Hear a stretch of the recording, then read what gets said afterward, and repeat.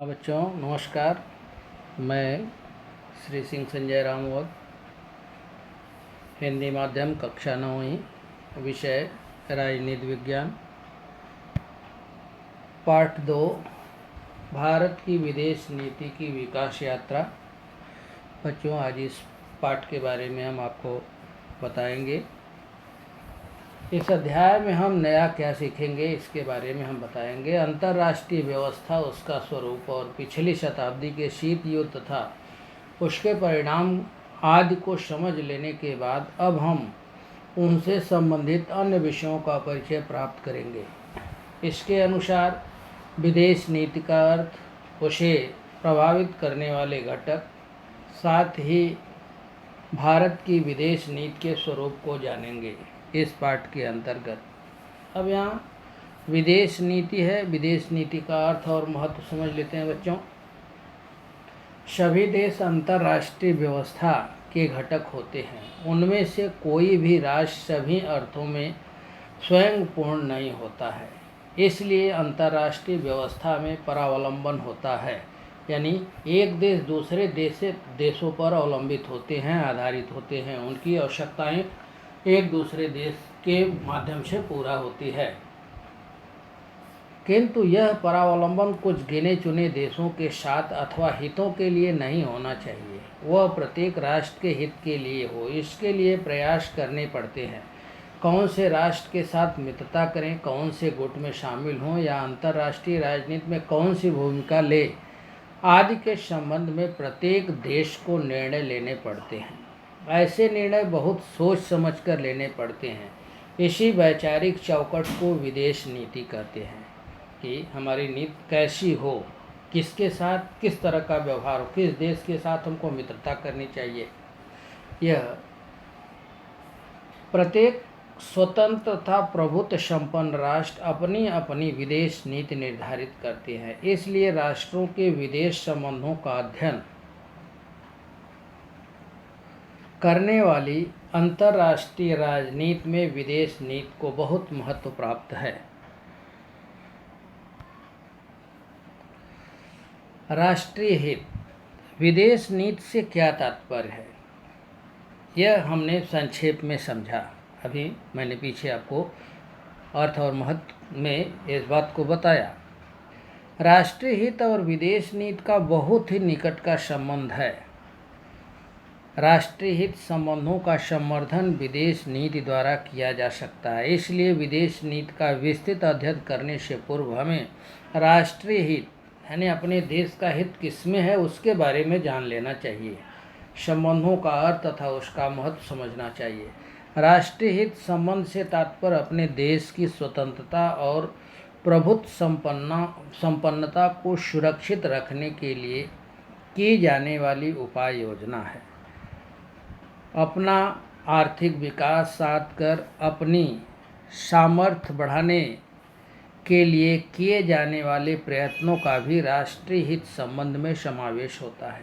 अपने राष्ट्र के लिए क्या लाभप्रद और उचित है, इसका विचार कर जब निर्णय लिए जाते हैं तब उसे राष्ट्रीय हित संबंधों का संवर्धन कहा जाता है। इस अर्थ में किसी भी राष्ट्र के राष्ट्रीय हित संबंधों में निम्न घटकों का समावेश होता है।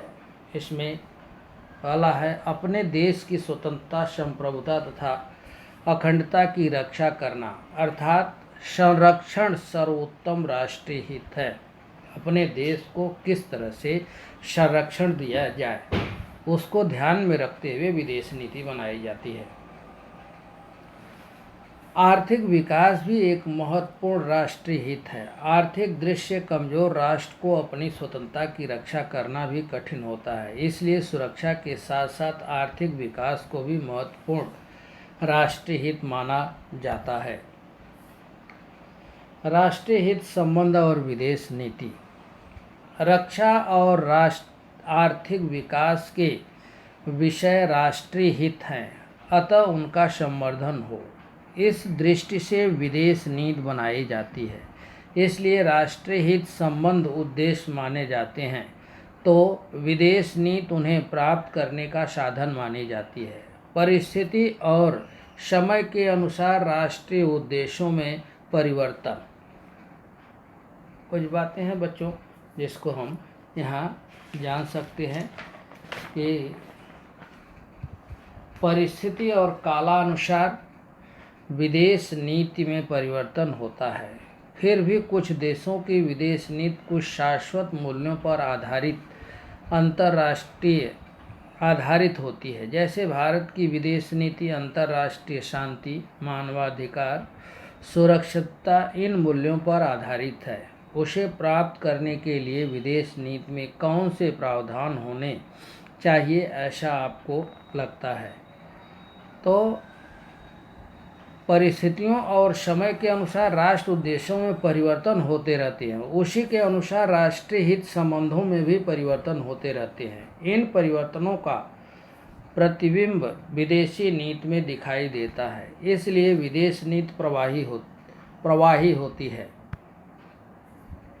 विदेश नीति निश्चित करने वाले घटक कौन कौन से घटक हैं जिनके द्वारा विदेश नीति निर्धारित की जा सकती है? अंतर्राष्ट्रीय व्यवस्था में किस राष्ट्र के साथ किस प्रकार के संबंध रखे जाएं, यह विदेश नीति के आधार पर निर्धारित किया जाता है। परंतु विदेश नीति निर्धारण के समय अनेक घटकों का उस पर परिणाम होता है। इन घटकों को हम क्रमशः इस तरह से पढ़ते हैं। पहला, देश का भौगोलिक स्थान।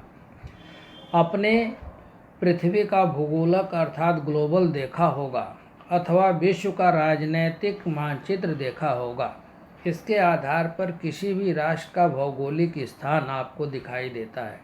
कुछ देश अन्य देशों से बहुत दूर हैं तो कुछ राष्ट्रों के आसपास कई पड़ोसी राष्ट्र हैं। कुछ राष्ट्रों को समुद्री तट प्राप्त है तो कुछ राष्ट्रों के पास भरपूर खनिज संसाधन है। संक्षेप में विदेश नीति निर्धारित करते समय देश का आकार, जनसंख्या, भूमि की गुणवत्ता, देश का समुद्री किनारा, प्राकृतिक संसाधन की उपलब्धता, इन सभी बातों का विचार करना पड़ता है।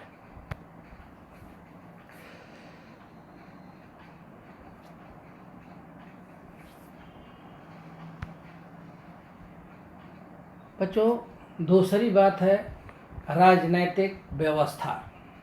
इसको हम यहाँ सुन लेते हैं। लोकतांत्रिक शासन व्यवस्था में संसद को विदेश नीति के निर्धारण में महत्वपूर्ण स्थान प्राप्त है। विदेश नीति संबंधी विषयों पर संसद में चर्चा होती है। विपक्ष प्रश्न पूछकर विदेश नीति पर नियंत्रण रख सकता है। संघ राज व्यवस्था वाले देशों को विदेश नीति निर्धारण करते समय घटक राज्यों का भी विचार करना पड़ता है, क्योंकि पड़ोसी राष्ट्रों की गतिविधियों का घटक राज्यों पर प्रभाव पड़ता है। जैसे श्रीलंका की गतिविधियों का तमिलनाडु पर और बांग्लादेश की गतिविधियों का पश्चिम बंगाल और पूर्वोत्तर राज्यों पर परिणाम होता है। इस तरह से बच्चों, यह विदेश नीति निश्चित करने वाले घटक का यह दूसरी बात है। पहला बात है देश का भौगोलिक स्थान, दूसरी बात है, इसको आप सुनेंगे खाली, राजनैतिक व्यवस्था। अभी मैंने बताया कि लोकतांत्रिक शासन व्यवस्था में संसद को विदेश नीति के निर्धारण में महत्वपूर्ण स्थान प्राप्त है। विदेश नीति संबंधी विषयों पर संसद में चर्चा होती है। विपक्ष प्रश्न पूछकर विदेश नीति पर नियंत्रण रख सकता है। संघ राज्य व्यवस्था वाले देशों को विदेश नीति निर्धारित करते समय घटक राज्यों का भी विचार करना पड़ता है, क्योंकि पड़ोसी राष्ट्रों की गतिविधियों का घटक राज्यों पर प्रभाव पड़ता है। जैसे श्रीलंका की गतिविधियों का तमिलनाडु पर और बांग्लादेश की गतिविधियों का पश्चिम बंगाल और पूर्वोत्तर राज्यों पर परिणाम होता है। तीसरी बात है बच्चों अर्थव्यवस्था। पहली बात मैंने बताया देश का भौगोलिक स्थान, दूसरी बात राजनैतिक व्यवस्था, तीसरी बात अर्थव्यवस्था। आधुनिक समय में किसी भी देश की आर्थिक स्थिति का विदेश नीति निर्धारित करने में बहुत महत्व प्राप्त हो गया है। सभी राष्ट्रों में आर्थिक विकास सबसे महत्वपूर्ण उद्देश्य बन गया है। इस कारण अर्थव्यवस्था का विदेश नीति पर दो प्रकार से परिणाम होता है।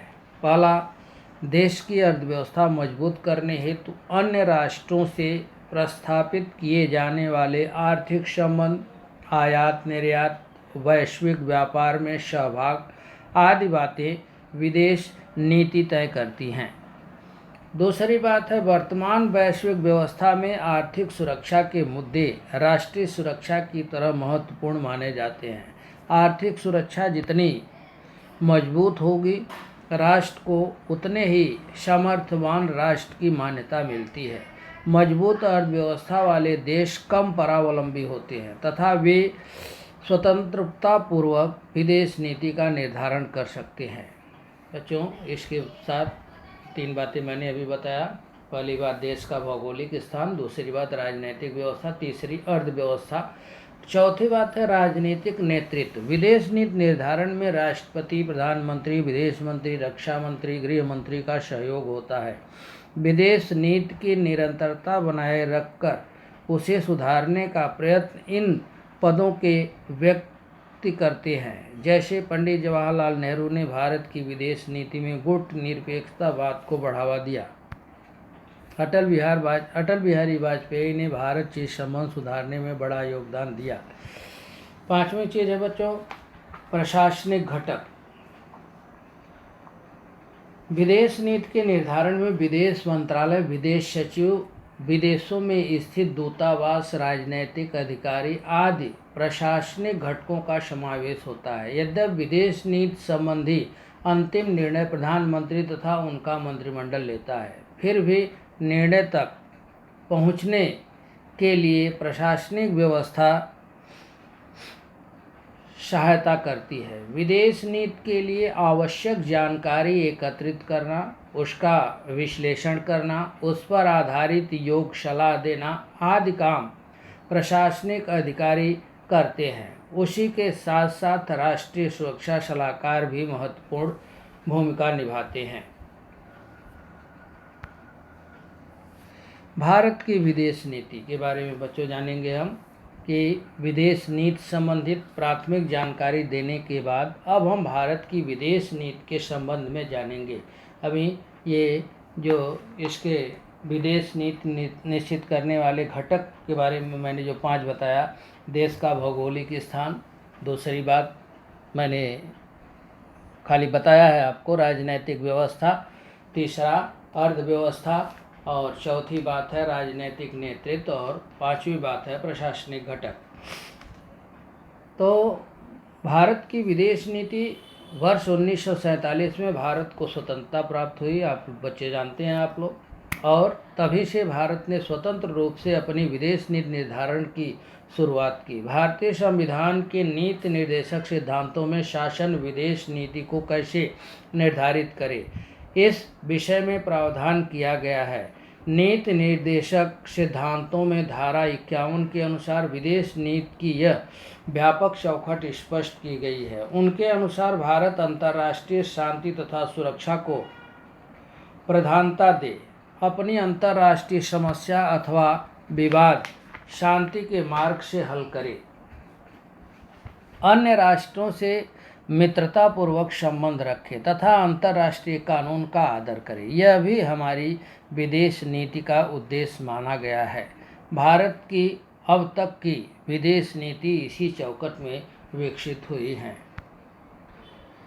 बच्चों, कुछ प्रश्न आते हैं तालिका पूर्ण करने के लिए। इसमें जैसे मैंने एक एग्जाम्पल लिया है कि इसमें क्रम दिया गया है, नाम दिया गया है, योगदान दिया गया है, पहला, दूसरा, तीसरा, चौथा, 5वां आपको ब्लैंक दिख रहा है, नाम वाले में 6वां ब्लैंक दिख रहा है। तो योगदान, जैसे लाल बहादुर शास्त्री ताशकंद समझौता किए थे, इंदिरा गांधी डैश डैश दिया गया है, माने उसको आपको भरना है। राजीव गांधी, ये भी डैश डैश है, आपको भरना है। अटल बिहारी वाजपेयी, ये भी ब्लैंक है। फिर यहाँ योगदान में दिया है पूर्व की ओर देखिए नीति, और 6वें में है अंतर्राष्ट्रीय स्तर पर भारत में निवेश बढ़ाने के प्रयत्न। यह दोनों नाम आपको देने हैं और यहाँ इनका योगदान देना है 3 में। तो इसका हमने उत्तर भी इस तरह से लिया है कि लाल बहादुर शास्त्री ताशकंद समझौता, इंदिरा गांधी शिमला समझौता, राजीव गांधी भारत श्रीलंका समझौता, अटल बिहारी वाजपेयी ने लाहौर घोषणा पत्र, और नरसिम्हा राव पूर्व की ओर देखिए नीति तथा नरसिम्हा राव का ही अंतर्राष्ट्रीय स्तर पर भारत में निवेश बढ़ाने के प्रयत्न। तो बच्चों इस तरह से प्रवाह तालिका पूर्ण करने के लिए आएगी, उसमें कुछ ब्लैंक रहेंगे, उसको आपको करना पड़ेगा। इस तरह के प्रश्न भी पूछे जाते हैं। धन्यवाद।